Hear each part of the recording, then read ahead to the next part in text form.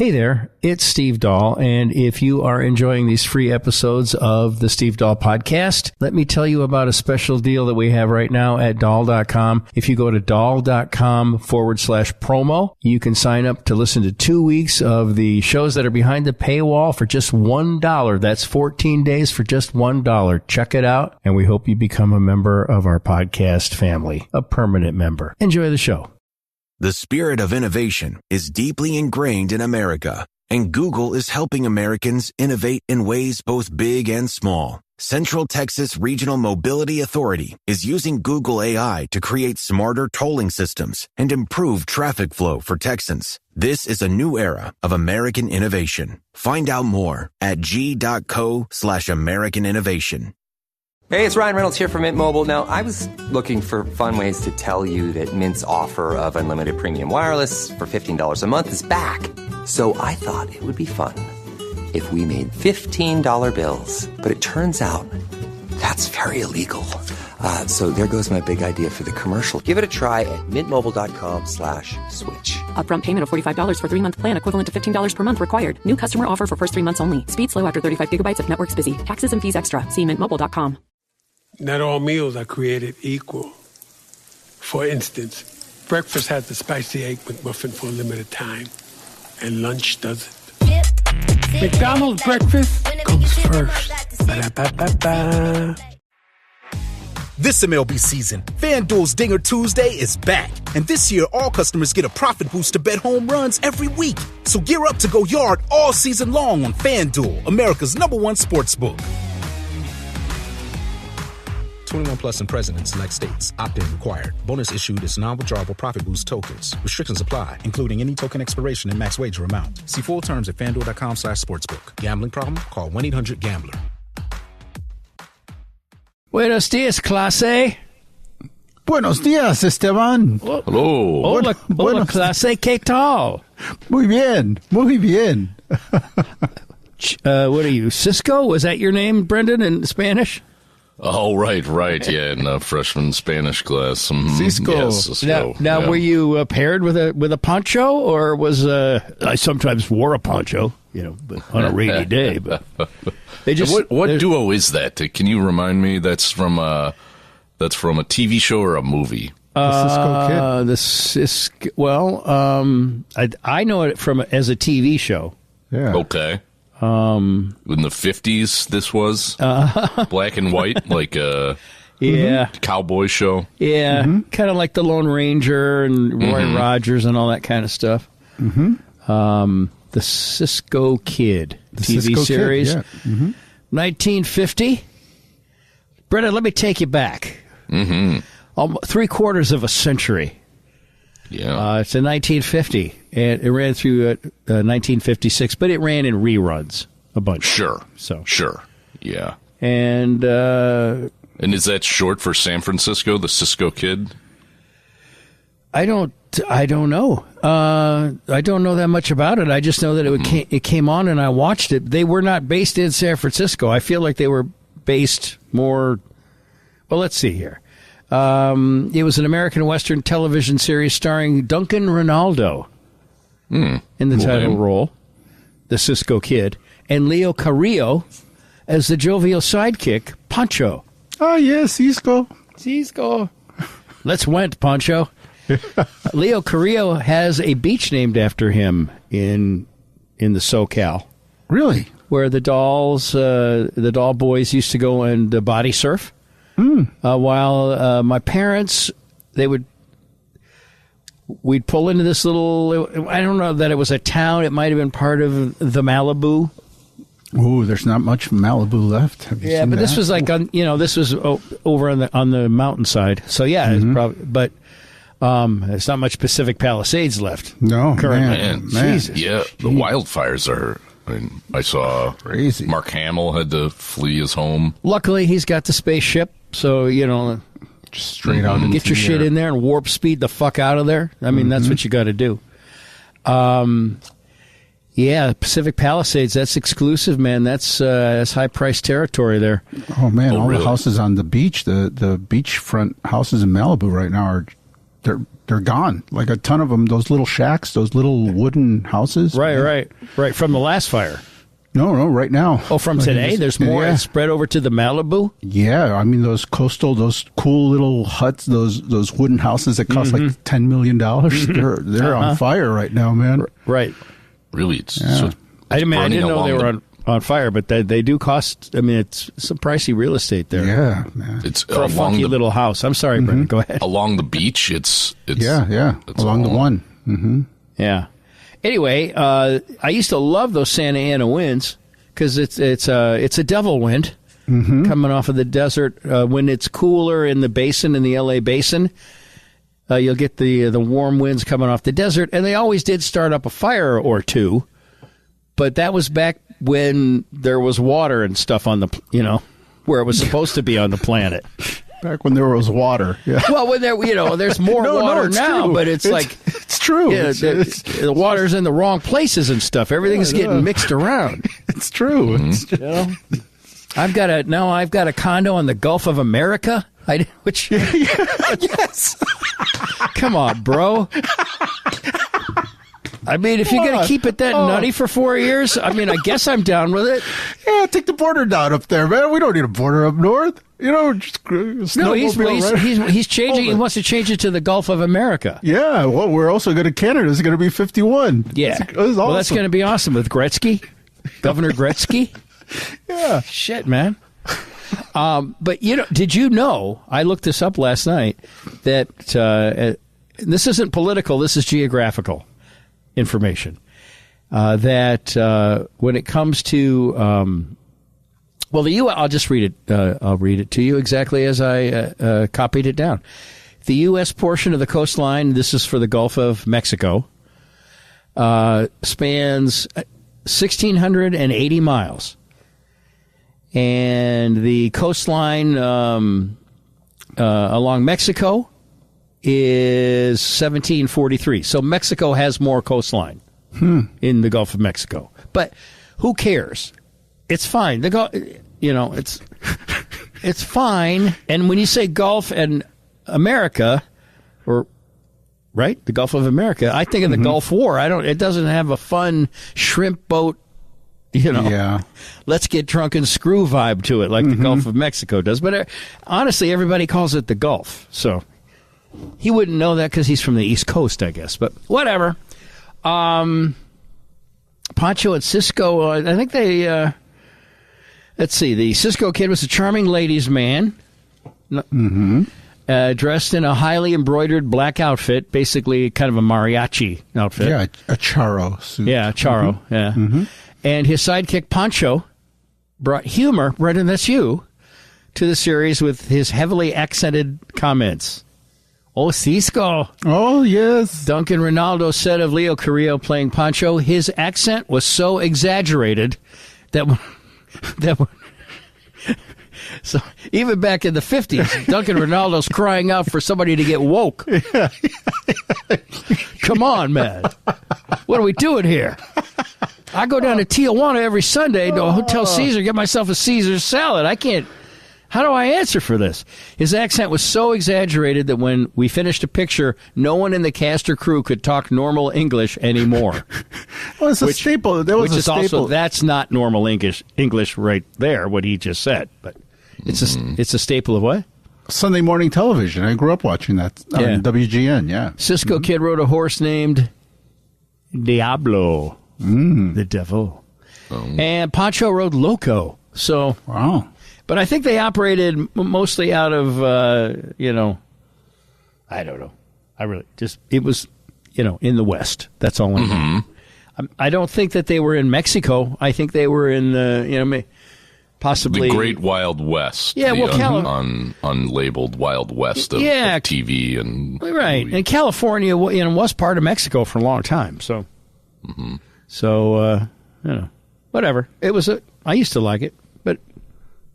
So we had 3 TV channels and everything was in black and white. So right. The bar was super low.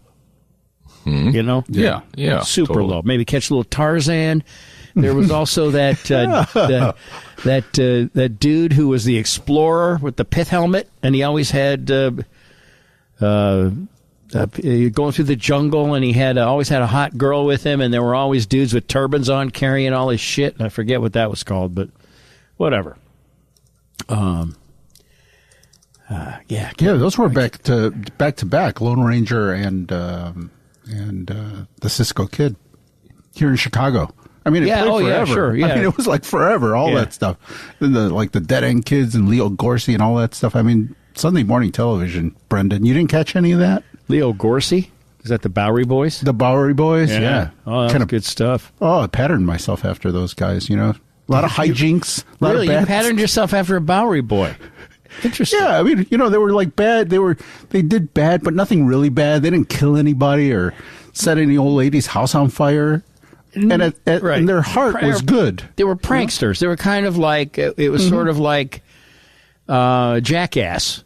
An early version of Jackass. It was, they had a code, like there was only so far that they would, they'd steal an apple, they'd take an apple off of a cart or something, but they weren't out there carjacking or anything. Right, like an apple from one of those baskets out in front of the fruit store. Yeah, exactly. And shine it up on their shirt. Yeah, for sure. Cops knew to keep an eye on them, but at the end of the day, you kids, get out of here. It was kind of like West Side Story, where the Jets and the Sharks and the Sharks. I mean, they had a dance off. They didn't. Who would tussle? Not even a stabbing or a baseball bat or anything. No, dance off. Let's have a dance off. Exactly. Okay. That was early breakdancing, Brendan. Early breakdancing was really breakdancing like hip-hop, early hip-hop, Esteban, in the neighborhood. It was a way for nerds to, get street cred. We would have dance-offs. Why do I feel like you're talking about yourself right now? Oh, because I lived it, and it was like art. Graffiti was really just like drawing. And hip hop was singing, like the early hip hop. I mean, there wasn't swearing and there weren't gang rivalries, I know that you did some tagging as a youth. Mm-hmm. Did you also do some breakdancing? Yeah, that was all cardboard will travel. All of it linoleum, Esteban, a big roll of linoleum. Nice, nice. It was all together. It was, you had breakdancing, and then you had hip hop. You had you put your spray paint down, your spray can down, and maybe do a couple of twirls on the linoleum, and then get back out and tag another railroad car. I was a bit of a fat kid, Esteban. I wasn't proficient at the groundwork, but I could do that. All the popping and all the the stuff where you're standing up and moving slow like a caricature or some sort. The pop lock and all that kind of stuff. Yeah. So, can you still do those moves? If there's enough alcohol involved, me and my cousin might break something out on at a party. Joe, go Joe, go Joe. Yeah, every once in a while, you might find us doing that. But yeah, I mean, it was really just a way to get some street cred on the street without having a gun or a knife. Exactly. Yeah. Well, you needed something. You were a jester. You were kind of like a jester. Mm-hmm. Yeah. And also, you didn't want the gangbangers to shoot you, so you had kind of a look and a feel, and the gangbangers would leave you alone. We're not going to shoot a tagger / a break dancer. We need them. Yeah, we need them in the community. They'd see your shoes with the big laces. They'd be like, "Oh, no, he's one of those guys." Not a threat. Don't mess with him. Not a threat. Just a jester. Yep. All right, so Dog is in New York City, and we're getting a little bit of a late start. Not too much, 10:30 as opposed to 10 a.m. Central Standard Time. And so that'd be 11:30. They're in New York, and they're setting up and running through their tune for the Tonight Show. He's with Michael Shannon, or Mike, as I would call him. Just to maybe try to strip away some of the pretentious nature of it all. But that's me. Those are the games that I play. You think he's a Michael Shannon is pretentious? Possibly. I don't know him, so I mean, I like him. I think he's a great actor. Yeah. I'm not sure why he's going around singing REM albums, but that seems a trifle pretentious, but I don't want to get Dog in trouble, so it's interesting. It wasn't really like meant as a well-constructed takedown of Michael Shannon. It was just, I would call him Mike. Until he said, call me Michael, and then I'd call him Michael. Exactly. Yeah, you've met Guy. I have a friend who, you can't call him Chuck. You have to call him Charles. Yeah. I have a nephew, Bradley. You can't call him Brad. Really? And all I do is call him Brad. Yeah. Yes. Now, and sometimes I just call him Bra. What's up, Bra? And he's like, will you stop that, please, Uncle Steve? And I'm like, no. He hates you. Yeah. He doesn't hate me. Well, everyone hates me a little. That's part of my charm. So Dog is there, and he sent a picture, and I'll post some pictures on our social. But on the Tonight, they went there with Mike to do Seth Meyer, which I believe is the best late night talk show, by the way. If you're going to only watch one late night talk show, that's the one to watch. Yeah. It's because they've taken enough stuff away from him, like his band, and like he had Fred, what's his Armisen. face? Armisen is his kind of his sidekick. He's gone. He doesn't even have to wear a suit anymore. He just wears like regular, business casual clothes. And, gotcha. He's very, very funny because I think he's just mad enough at how much stuff they've taken away from him, yet he's still, happy to have a job. So he works hard, but but there's a little bit more of I don't give a fuck. I'm going to try some different things. So a little bit less rote. But when you're on the Tonight Show and you're featured in the music segment, you're a lot more visible than you are on Seth Meyers. So they make a big deal out of all of their music segments at the end of the show. So sure. You're going to want to practice up and make sure everything sounds good. So yeah. So we might talk to him, we might not, but he will be on tonight. Dog and Michael Shannon and awesome. Who's that other fellow? Jason Narducci. Yeah, Jason Narducci. Yeah, I don't know who he is exactly, but he gets billing. Yeah, a music industry legend. Chicago. Yeah, quite. I mean, I didn't know Dog really until Pete pointed it out to me, so I don't. You're not plugged in, maybe, to the.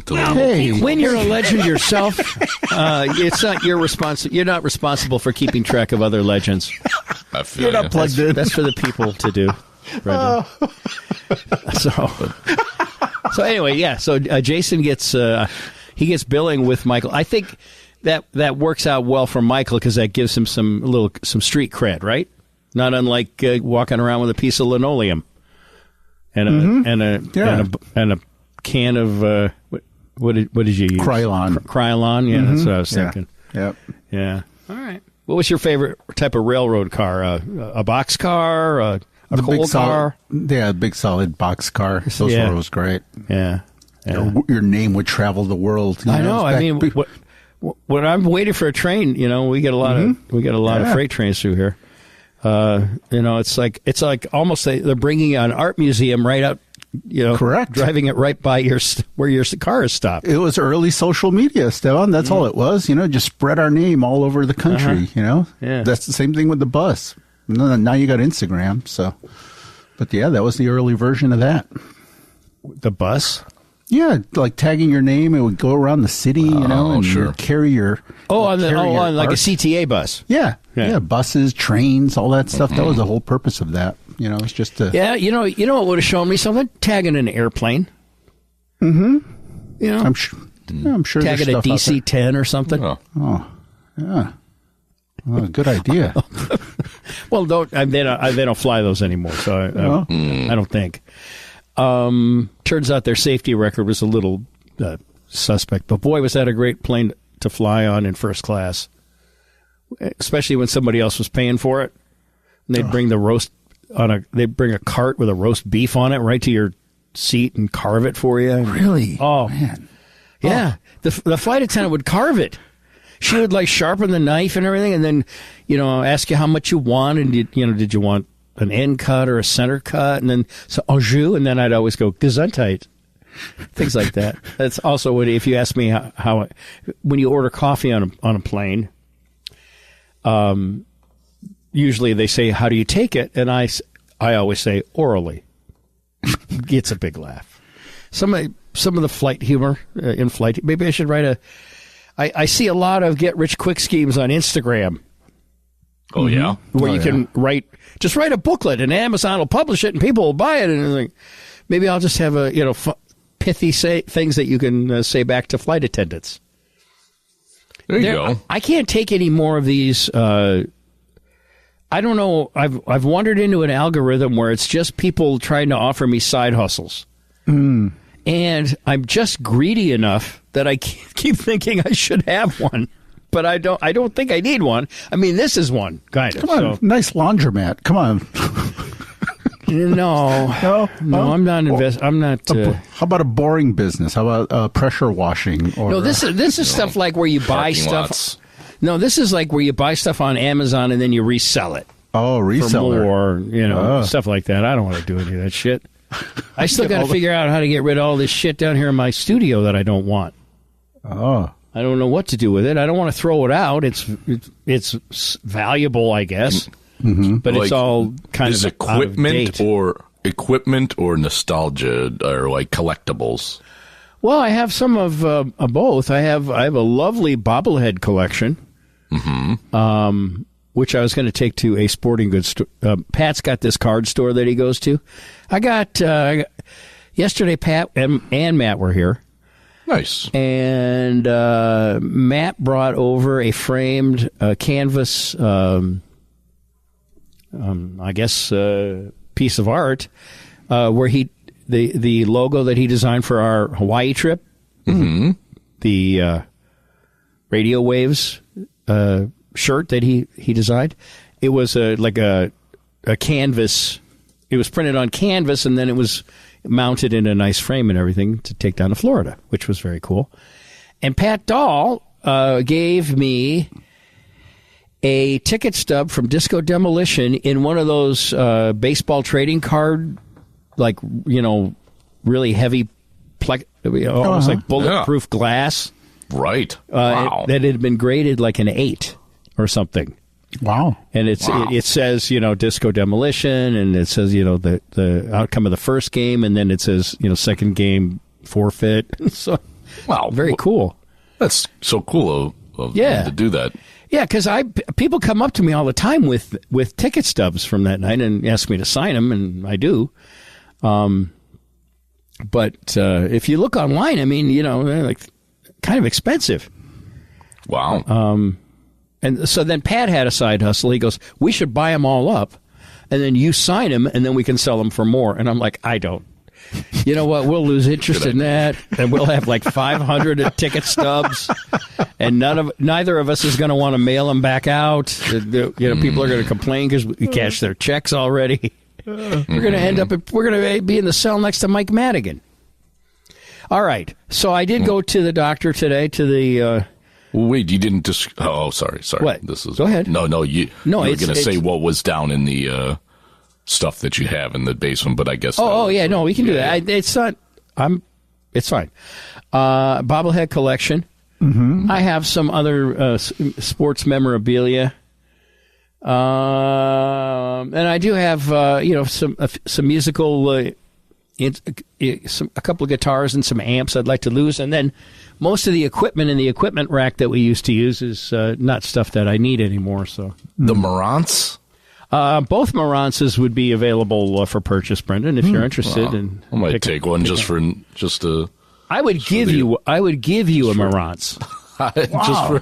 Take it, Brendan. I would drive out there right now. Go.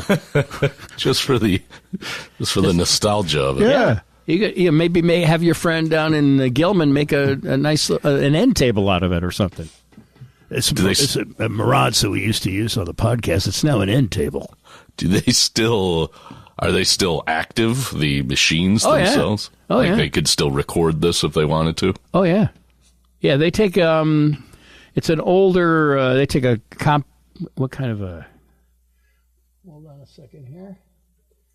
they take an older, like a card. It's not an SD card. It is a. They take a compact flash card. Oh, sure. But you can still get those. So yeah. And and it's reliable. Oh yeah. I mean, yeah. Oh yeah. All right. I'll grab a Marantz. All right. You can have a Marantz. And Matt keeps telling me that he's going to help me sell the stuff, but he's got his own stuff that he's.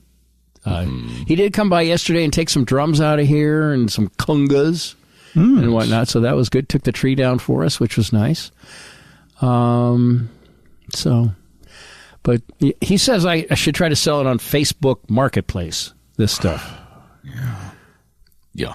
And he said, and then what he did sell a couple pieces of gear for me, and then he lost interest. But he didn't advertise, but he said on the Steve and Gary Appreciation Society Facebook page that some stuff was for sale from the studio, and that, piece of. Well, somebody from that page bought a couple of compressors. Maybe all the little stuff, like those bobbleheads, all that stuff. Just bring it down to the next show. And there's your merch table right there. And people would love to own something that was in the studio. Yeah, but here's the way that 70-year-old Steve thinks. I got to cart all that shit up to Zany's or wherever we go, and then I got to get somebody to man the merch table, and then I got to get that, a card reader, and But if I could take the sports memorabilia to this sports guy that Pat deals with and just unload some of it, that would be nice. Mm-hmm. So, let's see. Whatever. Janet and I trying to declutter the house. The Swedish death cleaning, is that part? Oh. Well, yeah, I have to say, Janet's been pretty hardcore about, cool. Throwing stuff out, memories. It's hard. Yeah. I mean, yeah, no, it is. It's really hard. I'm dealing with somebody one of my mechanics died last year. My, long time, somebody I've known since I was a teenager. And, I'm sorry, Joe. And he didn't have any... Hang on 1 second. Oh. Hey, Doc. Our dog checked in, but he muted out. Hey, Doc. Oh, my big ear muted me. Are you still there? Yeah, we're here. Uh-huh. How you doing? Good, thanks. How are you guys doing? Good. I hear Joe's there, too. Hey, dog. Yeah, the whole gang is here. Yeah. Well, what have I missed? I don't know. You missed. Wait, hold on a second. I'm trying to get it so it sounds a little bit better. Okay. You haven't really missed the usual bullshit. I'm gonna call you back on the phone. Do you mind? No. That might be. You got my better. number, right? I gave you my number a long time ago. Yeah, you did. Yeah, first day. I'm just hearing like a little echo or something. So I'll be here. All right. Hasta luego. Do it right now. I have actually had it all set up to call him even. Oh, great. Yeah. Sometimes when you hook up the other way, there has to be some testing done to eliminate the echo and all that stuff. And you know me, guys. Daddy don't work with echo unless it's on purpose. But it's probably not going to work now. Now he's not going to be able to answer. Oh no.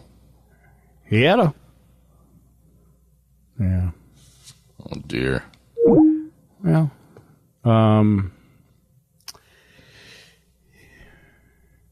Okay, I sent him a text to try to reconnect and maybe tackle that echo issue. It might be one of those things only I hear it, and then when I go back to mix the show, it'll be like, what? No, I could. It was coming through. Okay. I could hear it. All right. All right. So yeah. So we're trying to get now that Matt was in. We had 4 bedrooms upstairs, and they were all full for the last year. And now the kids have moved out, and Matt's moved out. So we're trying to reclaim our space and using that as an opportunity to try to clear some stuff out. It's a nice thing to do, Esteban. Because we got a lot of stuff. It's a nice thing to do. We got a lot of stuff. Joe, you were mentioning the mechanic who passed. Oh, yeah. I mean, like, he didn't have any family and stuff. So, a lot of that stuff, I had to go clear out an apartment, and then you start attaching, sentimental, feelings to a stuff that might not have meant anything to him. You know what I mean? Like, this is his shirt that he used to wear to work. Well, does he have a family? Yeah, he had some estranged family who showed up to, collect some of the valuable stuff. And I took some of the bike, I got all the bike stuff, so. Sure. It was, I've been dealing with that for like 3 or 4 months, Like in his house? Stuff from his house? Mm-hmm. Yeah. Yeah. And he'd been a bike mechanic for his entire life. So he had like basically like a little mini bike shop in his house. And, it was like all this, bike stuff, all this 50 years accumulation of cool stuff. But, now what do I do with it? So it's, it's nice that you're doing that because it saves your loved ones a lot of mental. Well, they'll just laugh. They'll just laugh at our stuff. I don't think so. They don't want any of our stuff. None of our furniture. None of it. It's you make the decision. Then it's nice. Then it's nice that you clear it all out. Yeah. Whatever. It'll all work out one way or the other. So I can try calling him again, or should we just wait and see if he can log in? I don't know. I don't know either. Let's just wait and see what happens, I guess. I'll try calling him again. What the heck? Yeah. What the heck, huh? What the heck?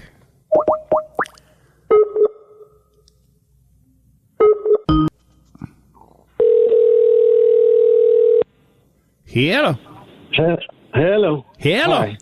Hi, buddy. Sorry. No, I was just about to try to reconnect. I had to go back and get my headphones from the other dressing room. Hi. Tell me what you'd like me to do. You want me to connect again? No, I think this is good. It sounds good. Mm-hmm. Yep. Sounds good. Okay. Sounds good. So I saw a picture of you already on set. Uh-huh. And I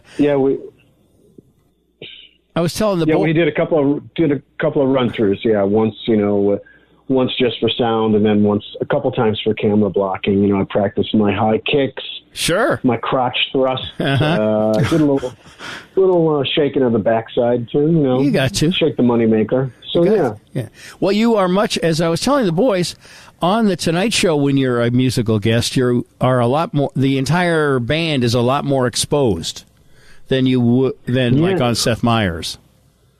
Yeah, we're actually up on a stage. I think we were playing on the floor on Seth Meyers, and I think it's a little bigger studio. But yeah, it does feel like we're kind of in a more open space and kind of flanking, sort of like there's two sides that kind of flank each other. Yeah, a little bit. How do you mean? Well, like the band is set up not just all like horizontally across the frame, but like sort of on a diagonal. And I don't know. I don't even know. Jimmy and the desk are on a little bit of an angle, but the band is against the wall. They're playing against the wall, sort of facing outward towards Jimmy. Okay. Yeah. Well, Quest and the whole team. You will be you'll be seen a lot more, is my point, I guess. And then at the end he'll come and thank you, and he'll hold up something. And then he'll talk about the Roots, and then it seems like that's when you and the Roots will all like signify. And next thing you know, Seth Meyers is on. There you go. Yeah, and you'll be preceded by a couple big time actresses, including Jamie Lee Curtis. She's there tonight. How about that? I know. Nice. Please give Jamie my best. Big hug. Oh, that's right. You guys were in Grandview, USA together. Yeah, she knows me. That's right. Yeah, she knows me. So many ties. All right. Yeah, she's very nice and very funny. Yeah, So my teenage boy heart went a little bit aflutter when I heard that she was going to be on there tonight, and it's like a big deal showbiz basically. So it's kind of cool. Oh, yeah. Walking around all these pictures of Johnny Carson and stuff, and it's pretty groovy. Yeah, I just I was going to go up I wanted to go to the cafeteria, maybe, I don't know, get a little nosh or just walk around, kind of. Mm-hmm. And I found out, and so it's like, okay, that's up on the 9th floor. Well, what I did was I got on the 9th floor elevator, but it was like to the offices. It was like the fancy, like there wasn't a coffee machine or a soda machine or a sandwich wrap anywhere in sight. It was all these offices and stuff. And so I briefly toyed with the idea of just slipping into a desk and just pretending I work there, and just declaring myself an employee. Or maybe pitch a show or something. Right. All right, here it is. Hey, you guys, you know what's really hot right now? Podcasts are really hot. Now, how about a show about a podcast? A show about a podcast about a podcast. I love it. About that, huh? I love it. All right, good. Let's take it into the conference room. It's called Blaborama, and it's good. Imagine Frasier, but if Frasier was doing a podcast from home. Right. If he was edgier. If he was less educated. Yeah. But so anyway, so I think I want to get a little goofing around here and I'm walking around and like everybody I encountered was like, well, this person does not work on this floor. It gave me a little bit of the like a stink eye, lost guy look. Yeah. So I realized I was on the wrong bank of elevators. It's not like a normal building. There are multiple sets of elevators, So anyway, I think I'm going to goof around for a little bit, and it's not far from our hotel. And I'll go back and shine my shoes and iron my cute top, and then head back over. I think we have to be here at 4. So you did not go with the shoe shine at ORD. You did not go with the shoe shine. I did not. No, I went with the milkshake, as you saw. Yeah, good choice. That was more immediately gratifying for me. And what was in the bag? What did you? We were wondering. It's just a sausage McMuffin. I don't know if anybody guessed that, but that was my breakfast. Yeah, that's an interesting combo. You know what? I've been kind of jittery about the whole experience, and I reached for the comfort of a milkshake. Yeah, and it delivered. So, everything's been going really smoothly. We had a nice dinner last night at Joe Allen's. It was it's a good spot, right? Good spot. Yeah, good spot. Yeah, had a nice chopped salad. It was good. Yeah, it's kind of simple. A simple menu, comfort food-ish, but fancy comfort food. Yeah, exactly. So, and it's like, and it was just the band members, minus our keyboard player DJ, who's out of the country right now. But so it was good. It was like a very good first kind of night, if you will, of the upcoming tour and stuff. And it was good. We had a really good hang, and nothing wild, nothing late, and that was it. And I had a terrible night of sleep because I kept hearing REM songs in my head, and like, don't forget about this part.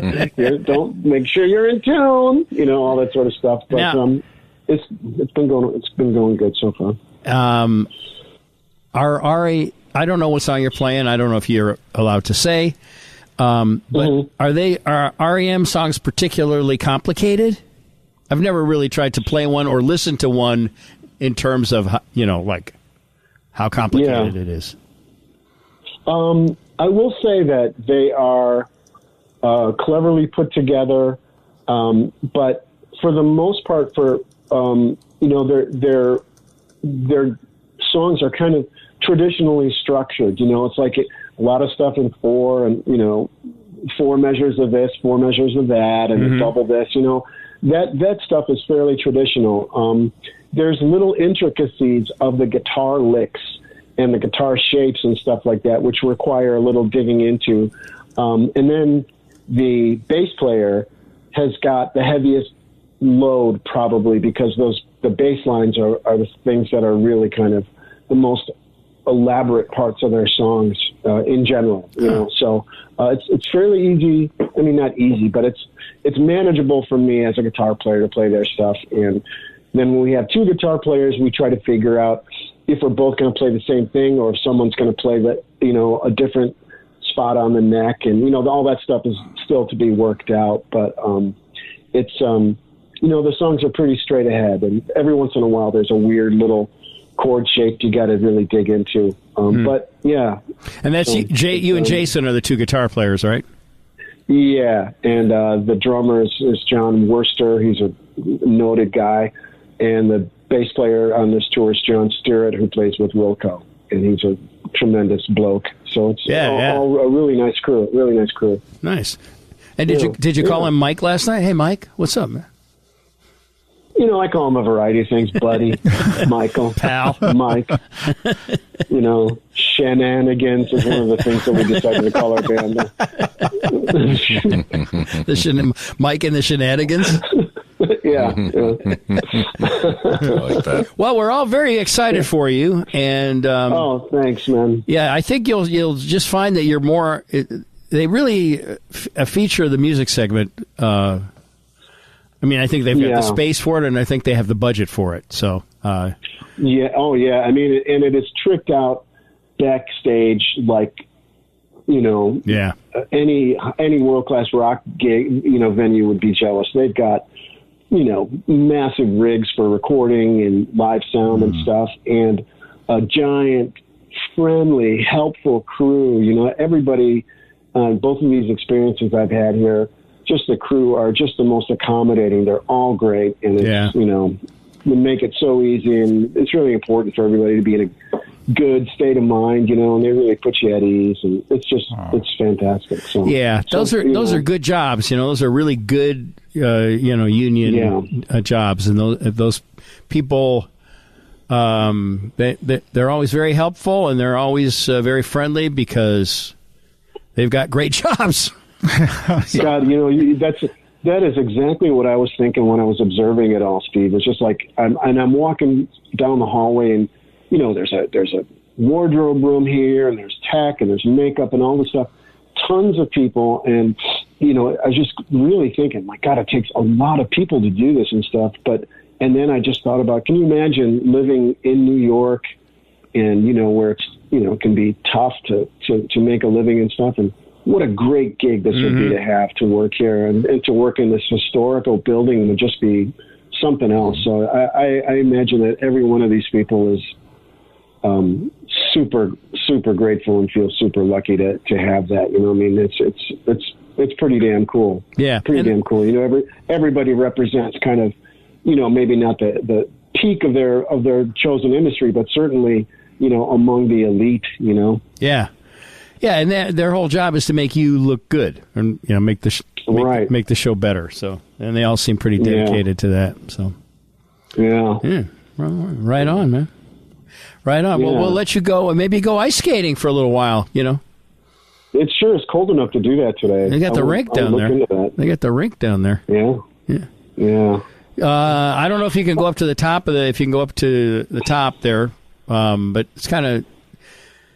I believe there's an observation deck up there that's kind of cool too. So if you have the time. Well, you know what, I've been away from my desk for a little bit longer than I should have been. I've taken a little bit of a long break. I've got to get back to. My whole bunch of work is piling up on the desk on the ninth floor there.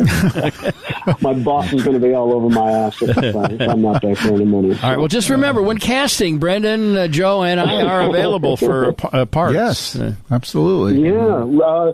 Leave your headshots with the girl, and I will definitely look into them. All right. We appreciate your time. Yeah. And thanks for allowing us in the building today. Yeah. Yeah, no, the very interesting pitch. A very interesting pitch. We're gonna kick it around and see what happens. I know there's a few other podcasts things, scripts out there. But something very unique about yours. So, well, thank you. Thank you. We put a lot of time into the actually, we just thought of it on the ride over. But that's what Cheech and Chong used to do. They would get high and come up with the treatment, or the basic, the elevator pitch or whatever you want to call it, for their movies on the way to pitch their movies. And one could argue that they kind of look that way. But, it shows. Yeah, but they're still fun. Still fun. Right. Still fun. Sure. Yeah. All right, man. Awesome. All right. Well, fellas, thanks for calling. And thanks for checking in. Sure. Yeah. Have fun tonight. Photos. And that usually, I think they tape like at 5:30 Eastern. Usually, right? 5 to 6:30. Yeah. 5 to 6:30. Yeah. Yeah. Yep. All right. And then will you guys all go somewhere for like a group watch of it, or? There's some. So we've been invited to some bar in Brooklyn that we have to get to watch it tonight. So that's our plan. Nice. Awesome. So we've got a few hours off after that. God help me, I might see what Dino's up to, or I might just maybe I'll give Tammy a call. I don't know, but I'll Tammy's in town. Maybe I'll just sit quiet. Uh-oh, lost him. But staying quiet might be the best thing to do. You don't want to hang out with Dino before you have to go hang out with the band and stuff, I don't think. Be like, hey, dog, we got some, on the road, we can't be this crazy, right? No, I know. This is just this one guy. This one guy. All right. Hold on. Sorry, phone disconnected. Let me say, I was going to say, we good. All good. Thanks. And have fun. Okay. Awesome. Well, I'm looking forward to seeing that. And I don't know how to describe it exactly, but the band, you do see more. They have more cameras. They have, they've given themselves more angles to shoot, obviously. I'm sure he will be highly visible. Shaking his wang dang doodle. Shaking the moneymaker. That's cool. You love late night television, and look at that. I do. 1 degree of separation. You're there. It's like being there for you.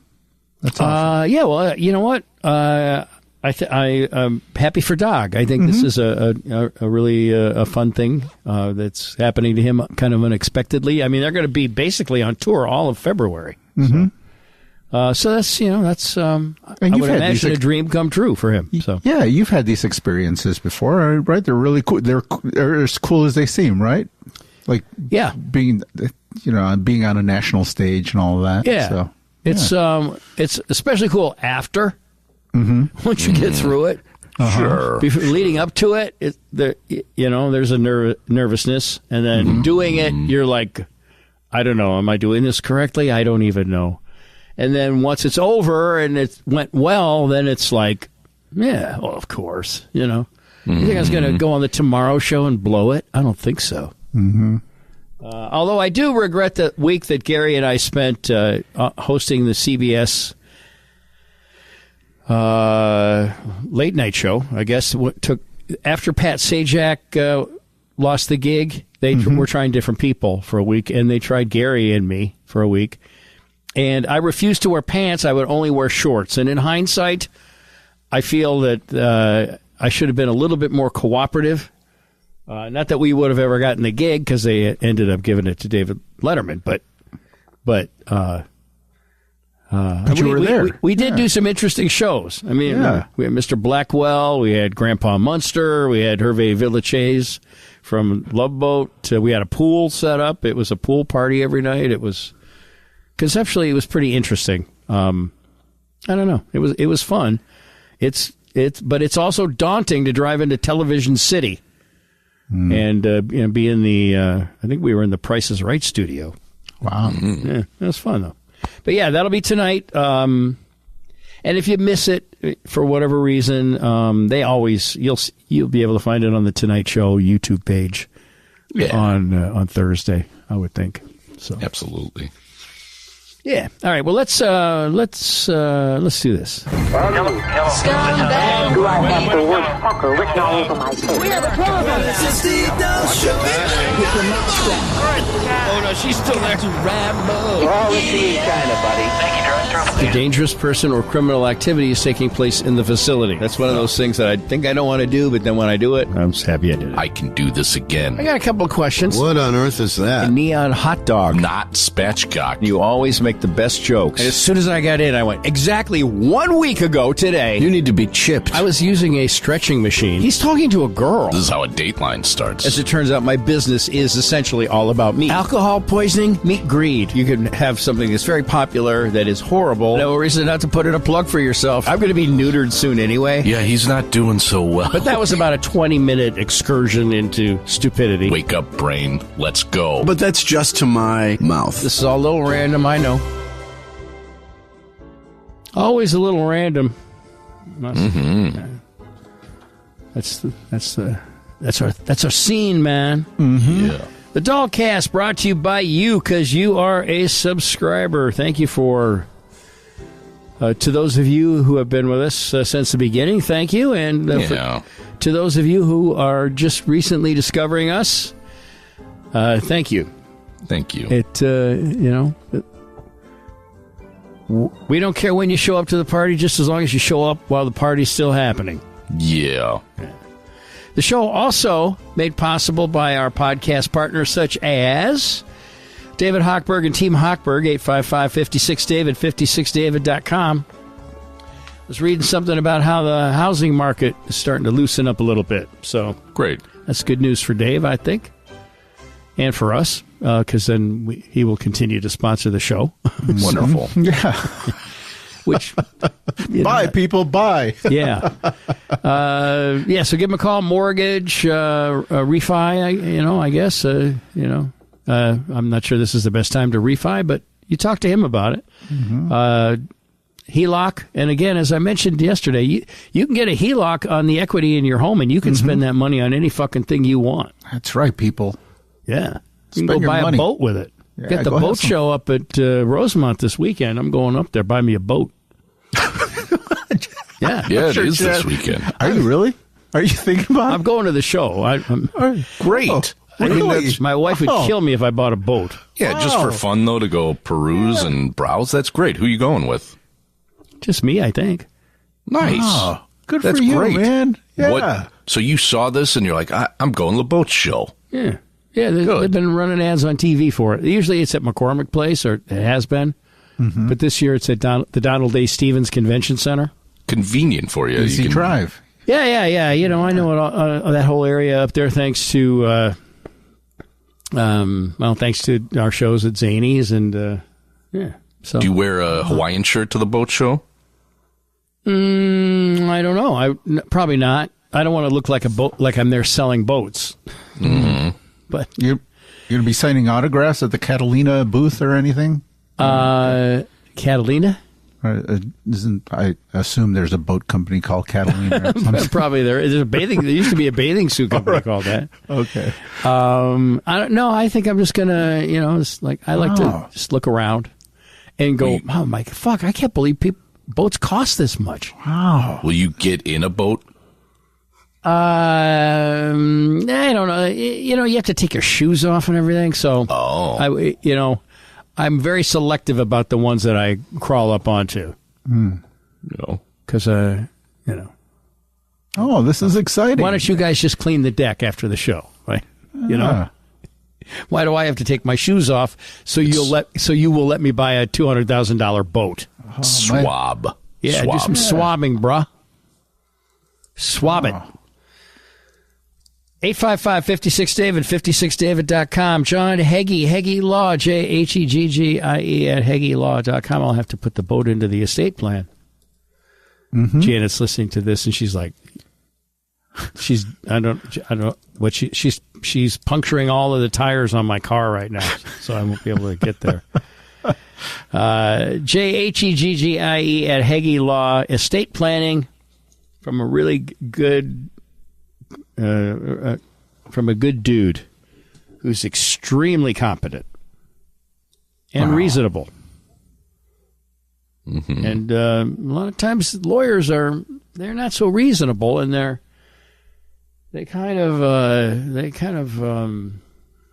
more interested in billing rather than helping. I have found over the years, and John is not like that. I think he wants to help first and foremost. Yeah. And, there's a fee for that, but it's reasonable based on the knowledge that he is providing. Mm-hmm. Roast 2, order. Roast 2, number 2, order, numeral 2, order. Delicious, freshly roasted coffee delivered right to your door. I don't know what this is today, but... It's got a little bit of a cinnamon vibe going to it. Ooh. It's good. It's good. Janet made it for me. Nice. In the drip machine. Oh, you're cinnamon girl there. Huh? Yeah. I want to live with a cinnamon girl. I could be happy the rest of my life with a cinnamon girl. You have been. Yeah, so far so good. Yeah, I would say that for sure. So roast to order. Say hi to Mike Mascow. And if you haven't tried it yet, you should try it because the freshly roasted beans make all the difference in the world. And, you know, you think you like your coffee now, whatever coffee you're drinking, but it's been, you know, in the can that you got at the supermarket or whatever, but it's been sitting around forever. Try some freshly roasted. Grind that shit up yourself. And, you know, you'll notice the difference. Speaking of things with the numeral 2 in them, 2BC, 2BICI.com. That's Joe's Bike Shop. It's me. Willow Springs Road, Archer Avenue in Willow Springs. Yes, sir. Fabrini's Flowers, FABflowers.com, 888-885-2000 is the phone number. Get your Valentine's Day order in. I mean, we're it's like a little bit over a month away, like maybe 5 weeks away. Get it in now because, you know, what if there's a shortage of roses or something? You know, you're already in the queue to get your roses, so you won't, you know, nobody will be disappointed. And, you know, Jim is, and his people are quite good at making things look really awesome when they're delivered. And they will deliver anywhere in the Chicagoland area. FABflowers.com, 888-885-2000, promo code Steve, or saves you 10%. And that is a discount not to be overlooked. Mm-hmm. That is a very sizable discount. Okay. So when I went to see the urologist today at 8:30,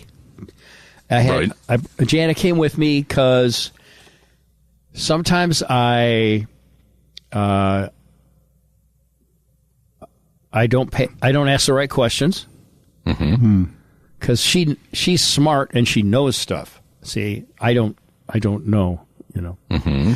And also, then what the stuff that I do that I was told, I will put like a good spin on it when I get home, which isn't necessarily what you should do with medical stuff. Mm-hmm. You know, I'm fine. It's like he said, everything's fine. It was, you know, I do have some cancer down there, but he was recommending. It's in the really early stages, so that's good, and it's all contained within the prostate.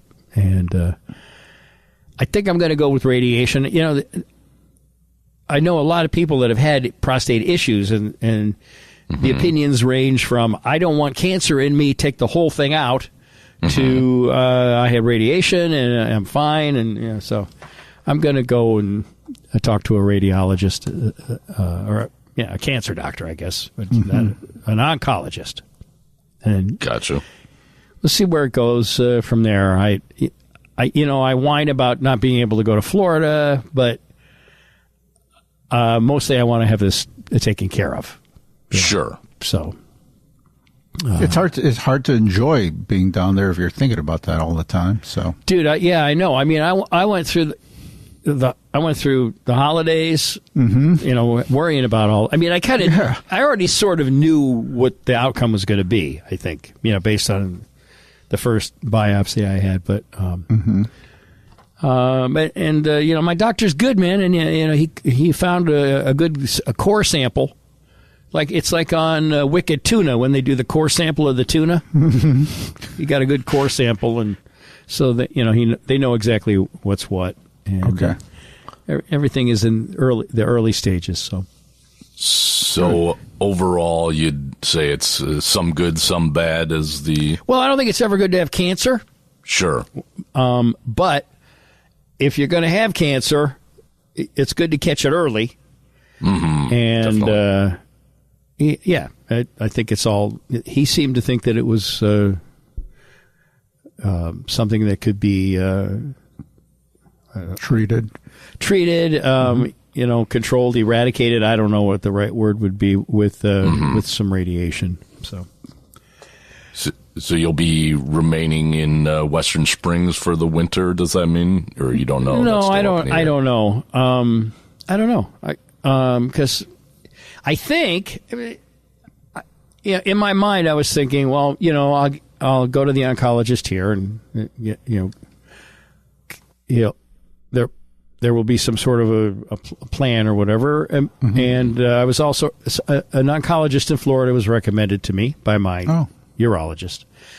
And then I think it's either like there's two courses of treatment. One is like I think 20 days or something, and the other is 40. And the difference is the dosage. And you just go like every day.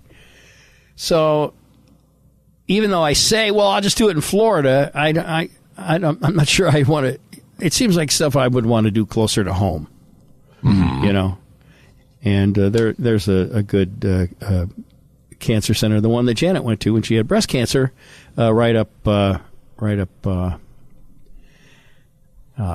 the bridge at Ogden and York there. So so we'll see what happens, but. And when you say radiation, the picture comes of, your hair and all that. Is it a different? Oh, yeah. Is no, that's like a more direct or a more located type of radiation treatment. Yeah. This isn't like, it's not like chemotherapy or anything like that. Right. But it's highly targeted, and they have very sophisticated equipment for that now. So they target the actual. The reason I had the second biopsy, well, I had an MRI which showed where the spots were, and then they went in and they took core samples of the spots, and they know exactly where to aim the laser or not the laser, but the beam.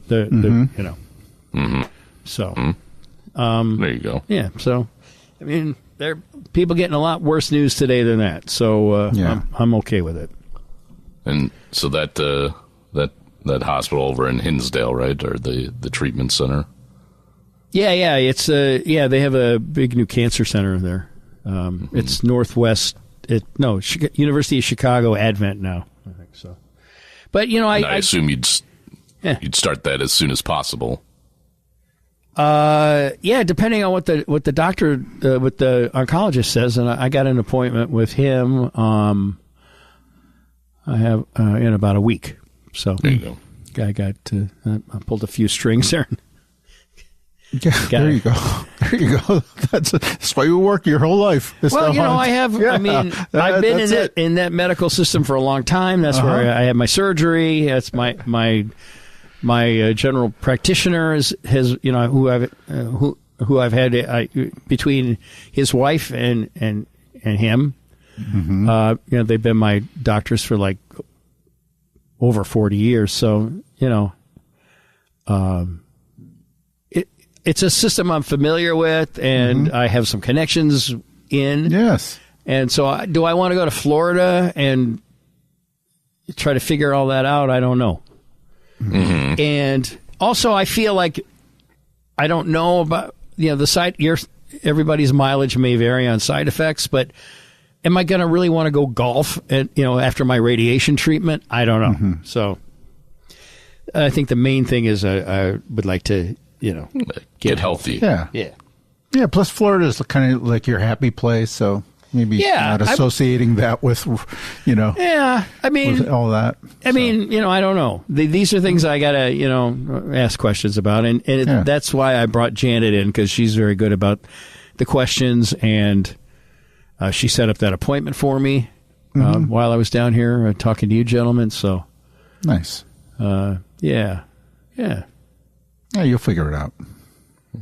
Yeah, I mean, like I said, there's people getting way worse news today. So, and it was pretty much what I expected. So, that's good. Yeah, it wasn't worse than I expected, which I guess is good. We mentioned Hinsdale. Did you see the American eagle that was found there? Yeah, like a bald eagle, right? Yeah. Yeah. I think it's been undergoing chemo at that cancer center. Oh. Which is right adjacent to Hinsdale. I don't know if it's in Hinsdale. I think it is, right? Salt Creek and Hinsdale. Whatever. Yeah, there's the bird flu seems to be. Yeah. Remember how Jeff Schwartz used to freak out about the bird flu? Mm-hmm. Oh my God! Oh my God! Yeah. He had no idea something like COVID. COVID would happen. Yeah. Right.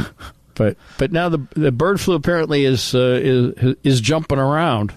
Wow. Mm-hmm. And let me see if I can find that. Yeah, took down a bald eagle. Yeah. Let's see here. Bald eagle found in Hinsdale. Wow. Do you think that's just like some rich Hinsdale dude who, like, you know what I need? I need a bald eagle. You never know. Show that I'm not going to put I don't need to put a political sign out front. I'm just going to put a bald eagle. So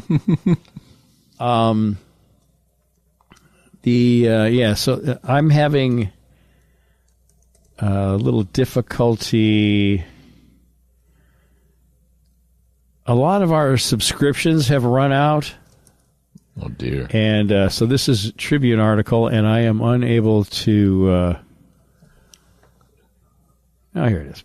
Bald eagle found in Hinsdale felled by bird flu. But then it goes away, and it's like $1 for 1 year. Mm-hmm. Which... that's what I signed up for. Yeah, but I can't. I'm busy right now, so... I don't think that's fair that they do that. And I think we already are. I think we get the paper already, so we should be signed in. So I don't know. It's the newspapers. I don't think have handled the subscription model very well. There is a lot of signing in over and over. I notice, and always price changing, and I just signed in, and it still sent me back to try to buy more. Mm-hmm. And, so, if you want to read it, feel free, because I can't seem to access it. So, right on. Yeah, pull it up here. Joe, you ever see an eagle out on the bike trails? It's actually, I see a lot of photos and people talking about them because they're in the woods. They have a bunch of them in Florida too. Mm-hmm. Yeah, and they actually on the news they have like eagle cams, bald eagle cams.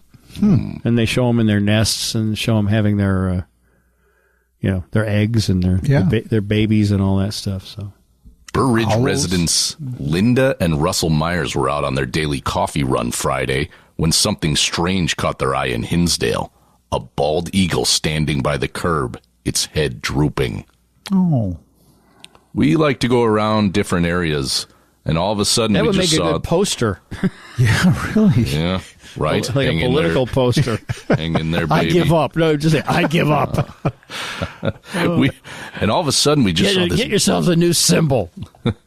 We just saw this bird in the street, Linda Myers said. I did a double take, but it did not look well. So that was cause for concern, and we decided to call somebody. Oh. She said they stopped and sat on Madison Street north of Ogden Avenue with the eagle. Pop up. With the eagle for about a half hour after putting out the call for help. The raptor twice found enough energy to briefly fly, the second time into a wooded area where it was later found and captured by volunteers from the Chicago Bird Collision Monitors. Oh.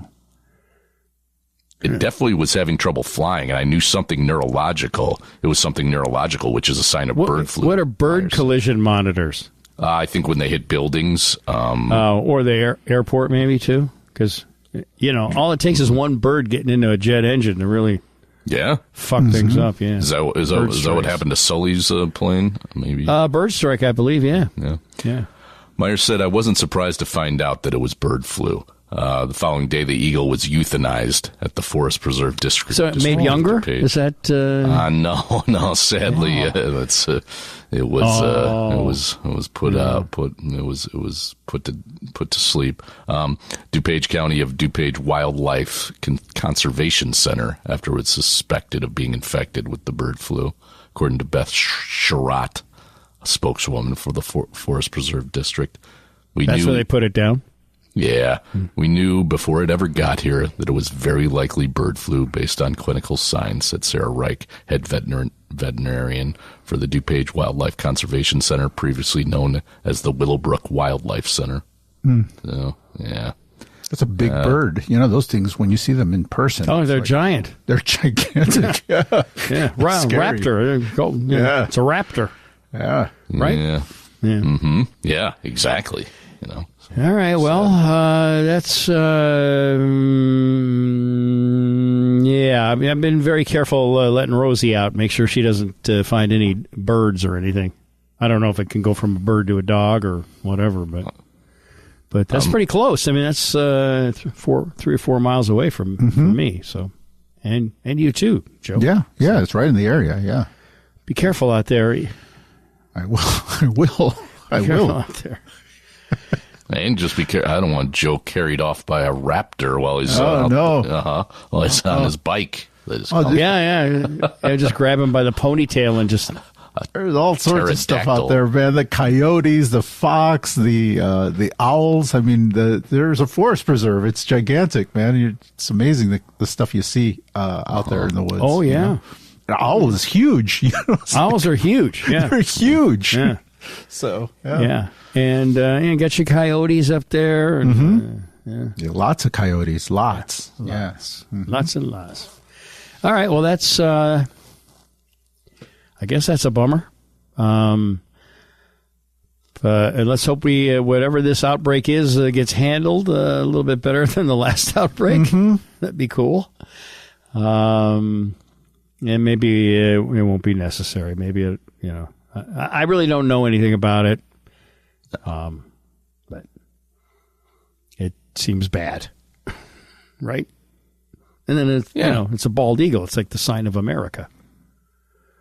So it's also a statement. It's so many things. So many things. The hell is Adam? Somebody named Adam is calling me. Oh. Is Eve there? What? Well, you must know him. He's in your Not contacts. someone you know? Oh, it is. I know. It's not someone I'm going to talk to now. Oh, okay. But it's someone that I know. Janet got her watch in Florida took on some condensation from being in the salt water, and we've already waited longer than we should have to get the watch repaired. So, got to take it over. Got to take it over to the jeweler. Gotcha. Okay, so that's setting up that appointment. Yeah, I'll take care of that too, I guess. Yeah. So did I mention all the sponsors? I think I did. I think I did. All right, I've got. I don't know that this. Yeah. Oh no, it is a Florida. It seemed like it would be a Florida story, and in fact, yeah, it is.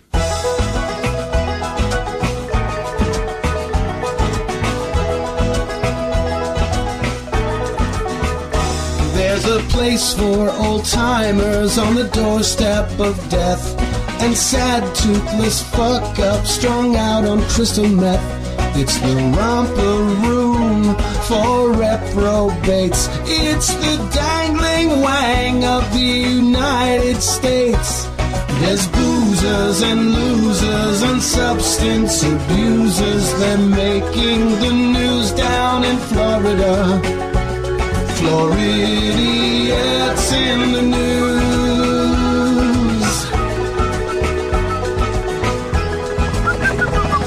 Floridians in the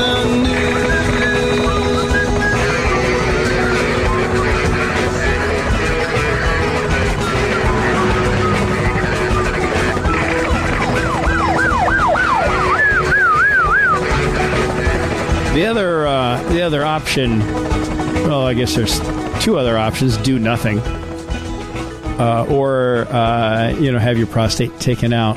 And I always like to ask the doctor, what would he do if it was him? And this I like this doctor. He's a good doctor. He's a nice guy.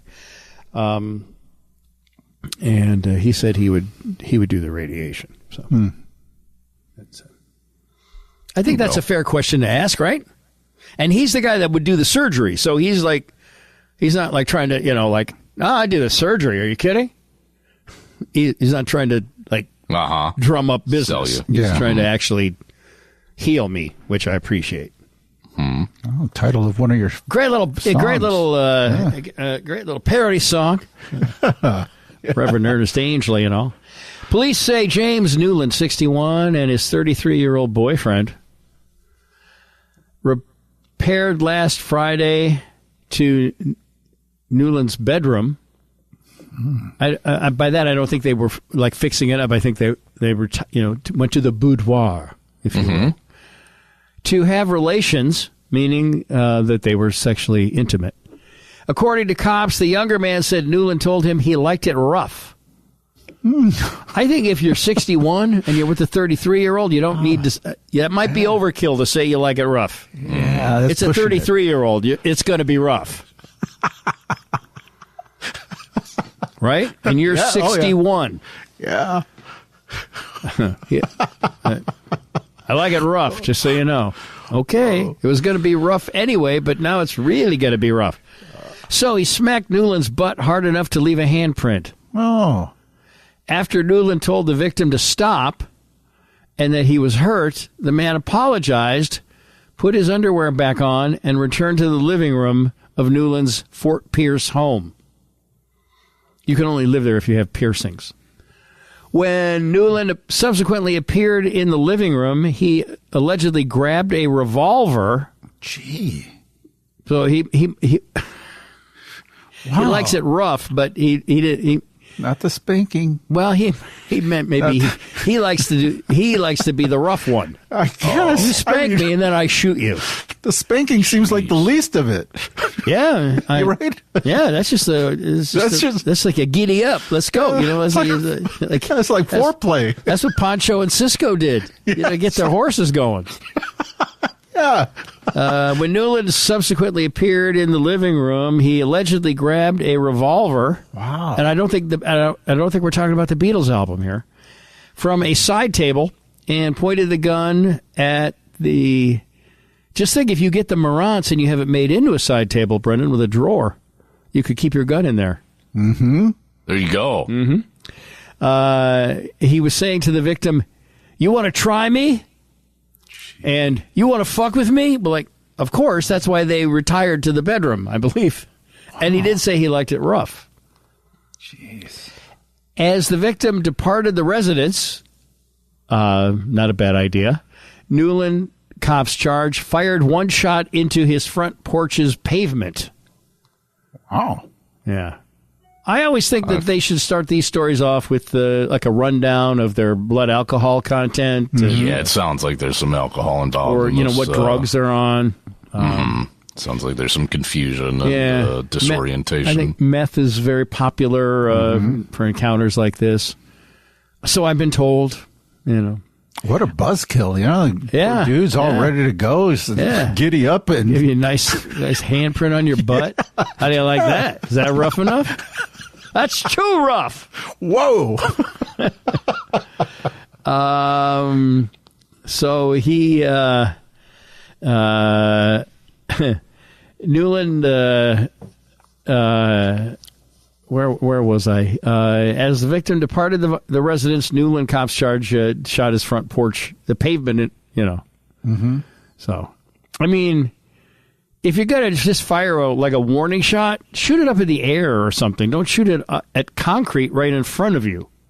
I feel you're not going to know where the slug goes. Exactly. Mm-hmm. During police questioning, Newland reportedly admitted to the shooting, but claimed that he would never hurt anybody.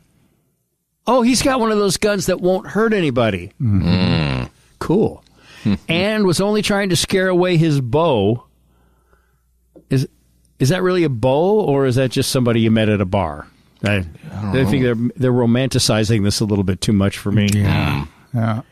A beau would know how to spank you just right. Mm-hmm. whom he accused of striking him with a gas can. I don't know. That's just been introduced into the scenario here. Stories all over the place. Yeah. It's Florida. No, it's a handprint, sir. No, it was a gas can. No. It was a gas can shaped like a hand, like those shoes shaped like feet. No. Newland, who smelled of booze and had slurred speech, all right, gave consent to search his home. Never a good idea. This is one of the things you learn from watching On Patrol Live every week.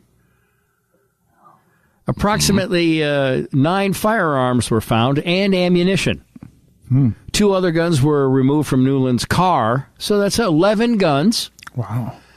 And cops noted they found a bottle of lotion, one of the few that Diddy didn't snap up, I guess, located on the left side of the bed in James's bedroom. Wow. A little moisturizing going on down there. I guess. Seen above, Newland was arrested and charged with aggravated assault with a deadly weapon, a felony, even in Florida, and 2 misdemeanor gun counts. Newland was released from the county jail on New Year's Eve. Thank God.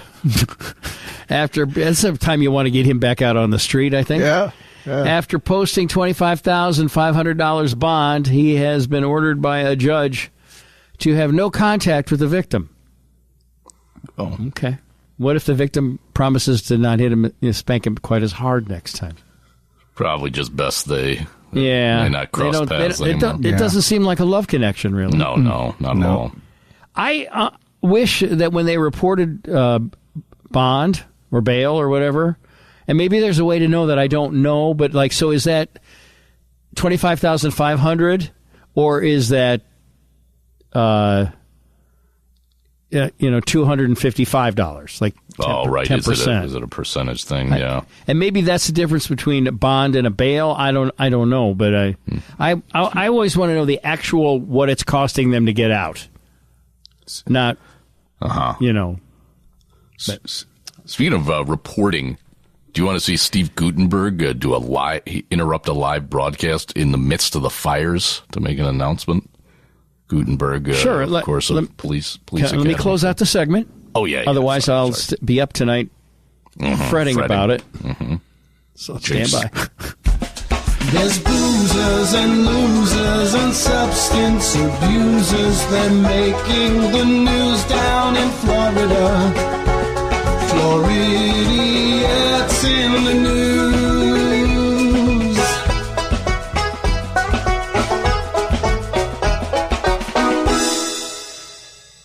All right, Steve Gutenberg, of course, from the Police Academy series.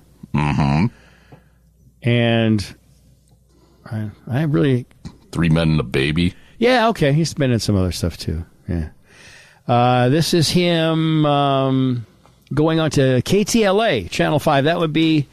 KTLA would be like their Channel 32. I think it's a Fox affiliate and local TV station. And a lot of times when you see those helicopter police chases, that's KTLA. And they're big on that. But this is Steve Gutenberg, and I mean there's fire everywhere and smoke everywhere. He's got an N95 mask on, but he's pulling it down for the interview. So, for full facial recognition and clarity, I guess. It's an important announcement I wonder if I could just make. Here on Palisades Drive, if anybody has a car and they leave the keys in the car so that we can move your car so that these fire trucks can get up Palisades Drive. Yeah. What's happening is people take their keys with them as if they're in a parking lot. This is not a parking lot. Yeah. We really need people to move their cars. So if you leave your car on Palisades Drive, leave the key in there so a guy like me can move your cars and get them up there so that these fire trucks... Was that coughing on the tape or... Must have been. Yeah. It wasn't me. It wasn't me either. Yeah. You can get up there. It's really... Well, I mean, it's smoky. Important. Thank you for talking to us live, sir. What's your name? My name is Steve Gutenberg. Steve. Oh, that had to be a bummer for him right there. What? You know who I am. He threw the last name in there. He could have just said Steve. Yeah. But he looks like Steve Gutenberg, so, I mean, even I would know that. So... it had to be a bit of a bummer for him, yeah. Do you live in this area? I live in the area. Yeah, I live right up the hill. And thank goodness everybody back. But I have friends up there right now, and they can't evacuate because it's stuck on Palisades Drive. Yeah. And you're an actor. Yeah, I'm an actor. All right, sorry. I think he must have somebody spoke in his earpiece. It's the guy from Police Academy. Yeah. He's a policeman? No, he's an actor. This is just in your headphones. He's an actor. Right. Now you look familiar. You look familiar to me now. Yeah. So, sir, you have family up there. He didn't do anything to look more familiar. He's still exactly looking the same as when he started talking. Oh, those reporters are all kids now. You know, they're just they're 25 years old. They don't know any of this stuff anymore. And they don't have any clue that there is no future in television. No, I know whatsoever. I know. It's too bad. Except maybe if you're in a medium to small market. Mm-hmm. Like I think the people at Wink News in Florida, they're good. Mm-hmm. Yeah, it's not going to be the highest money job in the world, but it's going to be a fairly safe free sandwich wherever they go. You're safe because they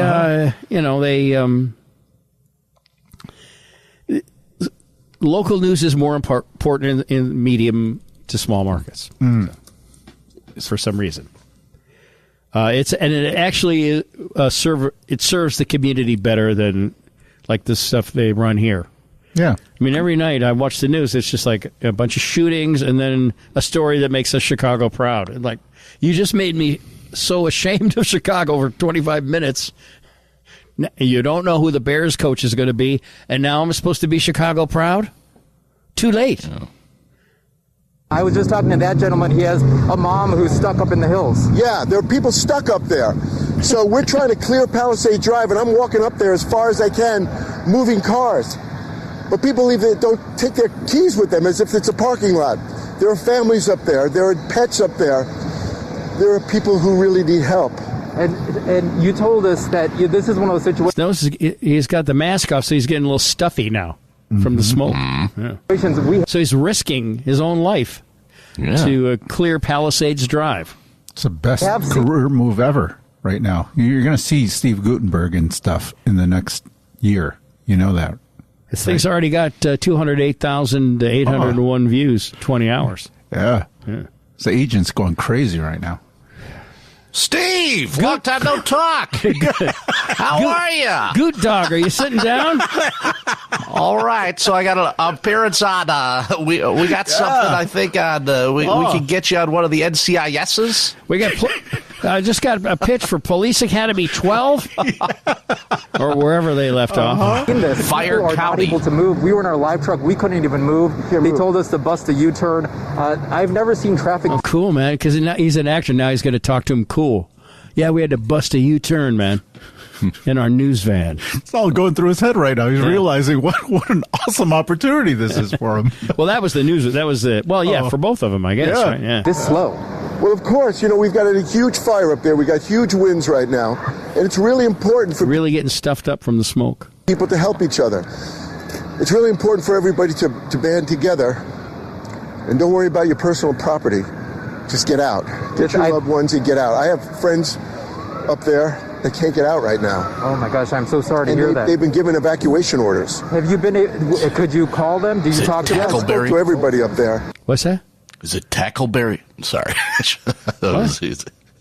Are you doing? If you're doing lines from Police Academy, I don't know any of them.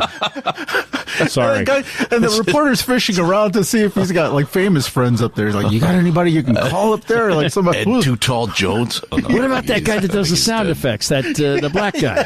Can you get him down here? Michael Winslow. Ed Too Tall Jones is still alive. I stay corrected. Sorry. Okay. Well, I wasn't going to fact check you on that one, but okay. It's always good to clean up your own mess if you can. It's starting to move. But we're seeing the cars. Okay, so we're seeing the cars that he's talking about, but they're moving very slowly. If you notice this, they're trickling. Because there's fucking smoke and fire everywhere. Mostly smoke, I guess. At the beginning, Gutenberg said, so people like me can drive a car. He must be very adept behind the wheel. Sure. I mean, I don't remember anything about any of the Police Academy movies, but I'm sure he did his own stunt driving. Mm-hmm. Yeah. In from the top of the hill, car by car. What's important is people leave their cars right there. I think what's important is the fact that he earned enough money doing that to live in Pacific Palisades. That's impressive. Mm-hmm. Yeah. They have not left the keys in there. So We got people it. have trouble getting down. Got it. So I'm just trying to tell everybody, if you leave your car anywhere during a Everybody who's probably not watching this because their house is burning down, but just in case they are. fire, make sure key in the car so guys like me can move the car. So word about your friend. Maybe he was a valet at some point in his career and he's just good at Probably. it. Right? Yeah. Or maybe he doesn't know about push-button starts. Yeah, most people leave their key fobs in the center console, and all you have to do is just sit down in the car and hit start and steal it. That happens out here all the time. The bulldozers, man. They had bulldozers out there moving some of those cars that were stuck on that were parked in the middle of the street, and they were all like really high end cars too. They're like, fuck it, man. It's like crazy. Fuck it. So people just get out of their cars and they start driving, and then they get stopped in traffic and they just get out and run. Yeah, they were running like with their dogs and their personal belongings. I was and reading stuff. people were like running to the beach. It's probably, I'm sure it's, this frightening experience that you don't really think things. You're just like, oh, I got to go. Oh yeah, I mean, as a kid growing up out there, we'd get fires, and they'd be fast moving, and the winds are, they're hot, and they're you got to make some instant decisions, and then you grab your cat and you get out of the car and you run, and you're like, why is Steve Gutenberg yelling at me? I'm not giving you my keys, Gutenberg. Or my cat. Leave your keys. I'm a dog walker in the area now. And what's your name? I'm Steve Gutenberg. Dumb shit. I don't know. The fire spread so fast now because everything's so dry, Mm-hmm. So there's still a little bit more. He's not quite done. I think he wanted to say, leave your keys in your car at least 10 times. So I think he's up to 8. We're worried about people, loved ones up there. Are they actually trapped? They can't get out, and that would be trapped. So yes, the answer would be yes. Thank goodness most of the areas up there, some areas actually do have a lot of fire around them. Some don't. So they literally cannot get out of their homes? They can get out of their homes. Literally. You can go to the gates of these gated communities or these communities, but they just can't get down Palisades Drive up there. So that's what the problem is. It's kind of a commercial area too, so people might have been parked along the there's street parking. So gotcha. some of that is what the issue is, I think. The people aren't either. It's really incredible traffic, or people leave their cars and they don't leave a key in there. Anyway, I'm just trying to say, everybody's got to band together now. Don't worry about your personal property. Take your pictures and everything, but just get out. We've noticed that. We've noticed people with their dogs, like a lady over here, Armando, as you see, she just has, I think that's a dog or a cat that she's holding, and just a bag. So they're just trying to get out of here. California devil cleaning. Mm-hmm. Just grab up Rosie. Janet and I just grab up Rosie and house, I don't know that we have that much stuff in here that we care about. I don't think. And the stuff that we really care about is all in one box.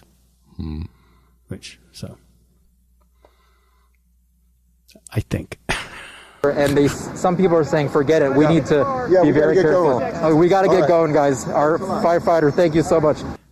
Wow. I'm Steve Gutenberg. I don't have to get going. I'm helping the people here, man. Fast and Furious 12 with Steve Gutenberg. Hey, I've been thinking about pitching Fire Academy. Oh, there you go. I mean, are there hijinks at the Fire Academy, too? Oh, yeah, I think that could be a great series, Steve, but you got to get out of the way right now because the fucking place is burning to the ground. All right, Joseph, have a lovely day.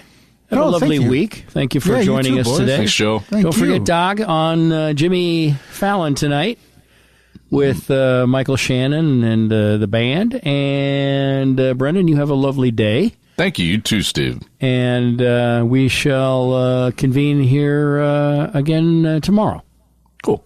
And thanks to everybody out there for the kind words of support that they've been sending me. And I will be fine. And as I said, there are people getting way worse news today. So I'm good.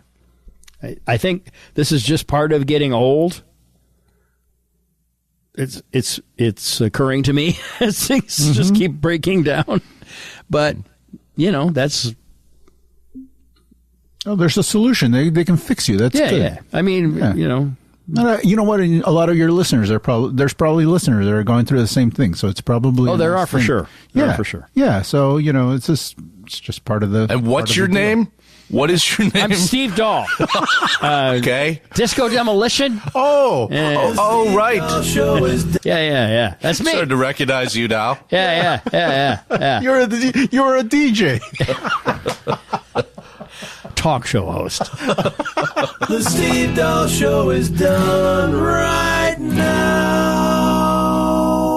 Okay, well, that was a pretty good show, I think, and I try to release one every month, but we do one every day, and if you like what you just heard, you're going to like the Everyday Show. Once again, Dahl.com/promo, $1, 2 weeks behind the paywall.